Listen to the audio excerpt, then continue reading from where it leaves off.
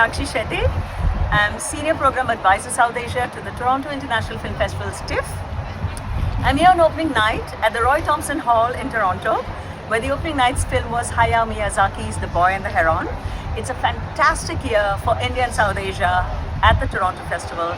It's an unheard of record actually, with 14 films from India, South Asia and diaspora. Early in 2012, they had a set of 10 Indian films, but that was for a one-off curated section called City to City. And here it's in every section, across sections, each on merit. And that's really a record.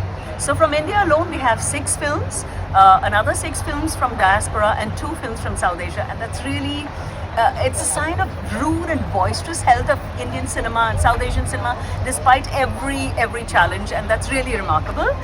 From India, we have a wide range of films. From Thank You for Coming, a mainstream Bollywood masala film with Bhumi, Pednekar and Anil Kapoor. Very interesting, very modern and frank, about a woman following her desires and seeking sexual satisfaction. And then we have Kiran Rao's Laapataa Ladies, Lost Ladies, a very interesting film about 2 rural newlywed brides who get mixed up accidentally and then who find their own way in life. So it's really a comedy in many ways, but making very powerful social commentary with very feminist undertones. A very beautifully made film. There is Jayant Somalkar's Third, a match, a very powerful raw film which is a real discovery.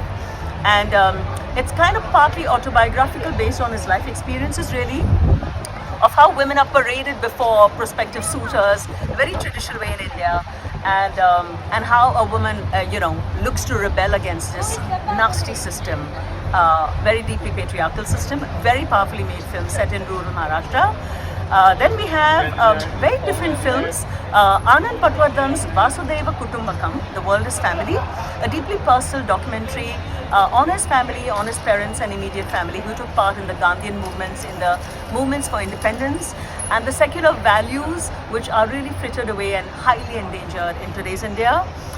There is this is TMI, this is Too Much Information, by Subarna Dash and Vidushi Gupta, a short animation film about women examining their own bodies, commenting on their own bodies in a very kind of gossipy hangout way. And it's really delicious and very funny and very frank, and it's lovely to see a whole range of films like that. And from South Asian cinema, we have 2 lovely films. Power Choining Dorji's The Monk and the Gun from tiny Bhutan.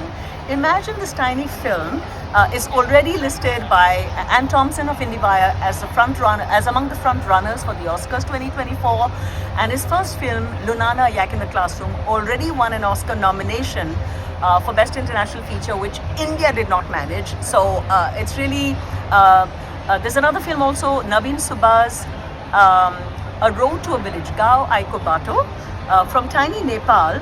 A wonderful film on a traditional lifestyle, a person who's a man who's a traditional bamboo craftsman, and how he's being nagged about, everybody's going off and migrating to the big cities, you should go and earn more money and get things for the kids and so on. And he really chooses to stay behind. So it's a tribute to those who chose to stay behind. A lovely, delicate film. And these 2 films are really iconic of struggling countries with struggling film ministries who punch way above their weight, and really fantastic showcase. The 6 South Asian diaspora films also have a fantastic range. From Deepa Mehta's I Am Seerat on Seerat Taneja, a transgender in Delhi. There's Tarsem Singh's Dear Jussie, an Indo-Canadian love story, which also makes a very powerful social commentary on India.